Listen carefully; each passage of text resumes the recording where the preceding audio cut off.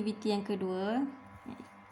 Okey, dalam aktiviti kedua ni kita boleh lihat dia ada bagi petak kedudukan permainan di dalam satu rak.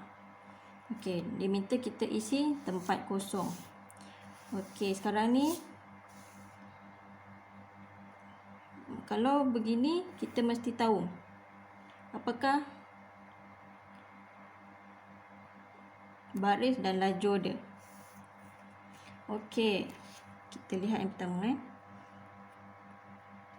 Nombor 1, 2, 3 berada di paksi, namanya paksi mencancang. Okey, ini adalah paksi mencancang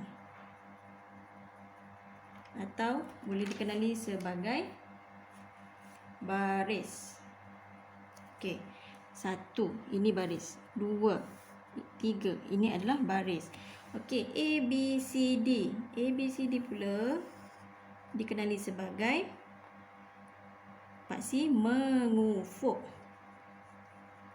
atau dikenali sebagai lajur. Ini adalah lajur A, lajur B, lajur C, lajur D. Okey, kita teruskan dengan soalan A. Huruf A hingga D berada di paksi. A hingga D berada di paksi mengufuk. Nombor 1 hingga 3 berada di paksi mencancang. Okey, soalan C. Kita tengok objek pada kedudukan yang diberikan. Okey, macam mana kita nak tengok dia?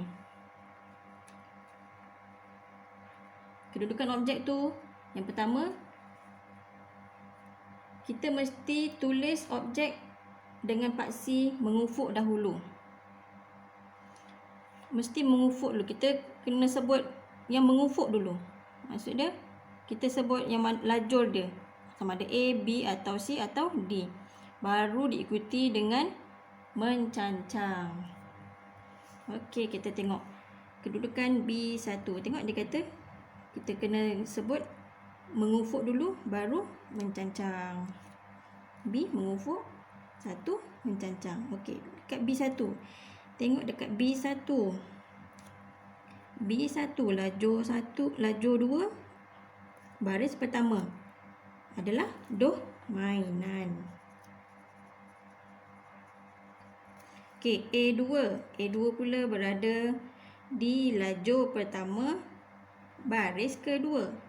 Lajur pertama A, lajur pertama. Ini garisan mengufuk lajur pertama. Dia nak A2, lajur pertama dan baris kedua adalah roket.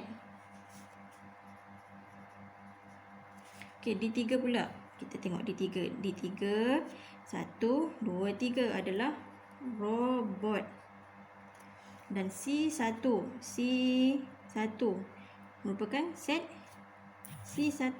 hias diri. Okey, cuba buat. Okey, terusnya C2.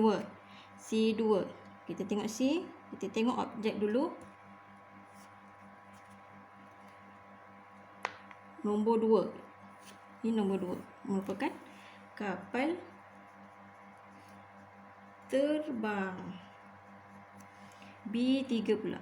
B 1, 2, 3. Kereta bomber. Okey, A3. Kita tengok A3 berada di kedudukan mana? A baris 1, baris 2, baris 3. Siapa dia? Patung beruang. Okey, akhir sekali D2. Apakah objek yang berada di D2? D1, 2. Set masakan. Okey, seterusnya kita sambung ke aktiviti yang ketiga. Gambar kedudukan beberapa objek di dalam rak bilik seni. Okey, tadi kita dah kenal yang mana satu paksi mencancang, yang mana satu paksi mengufuk. 1, 2, 3, 4 merupakan paksi mencancang. A, B, C, D merupakan paksi mengufuk. Kita perlu sebut objek di paksi mengufuk dulu, baru diikuti dengan mencancang. Di manakah, apakah barang yang ada di situ? Okey, lengkapkan. A. Paksi mencancang ada nombor. Mencancang mana? Paksi mencancang ada nombor. Paksi mesti nombor 1, 2, 3, 4. Nombor 1 hingga 1 hingga 4. Okey, soalan B. 1, 2, 3, 4. 4 tempat kosong. Ditulis pada paksi mengufuk. Apakah di paksi pengufuk? A, B, C dan D. A, B, C dan D. Okey, seterusnya C. Pensel warna sama lajur dengan. Okey, lajur tu sama dengan mengufuk. Ini mengufuk. Disebut pensel warna. Lajur pertama, lajur pertama, lajur kedua. Dia berada di lajur B. Pensel warna sama lajur dengan, dia sama dengan krayon. Okey, soalan D. Tempat kosong dan berus lukisan berada dalam baris yang sama. Okey, berus lukisan dengan apa yang berada di baris yang sama? Okey, kita tengok baris. Kita tengok mencancang baris. Sini. Pertama, baris kedua, baris ketiga, baris keempat. Apakah objek yang sama berada dalam sama baris dengan berus lukisan? Kita tengok berus lukisan. Okey, berus lukisan. Siapa yang sama baris dengan dia? Cat warna. Ini dia yang sama. Kita masukkan dalam kotak kosong cat warna. Okey, seterusnya soalan E. Apakah objek yang berada di C4?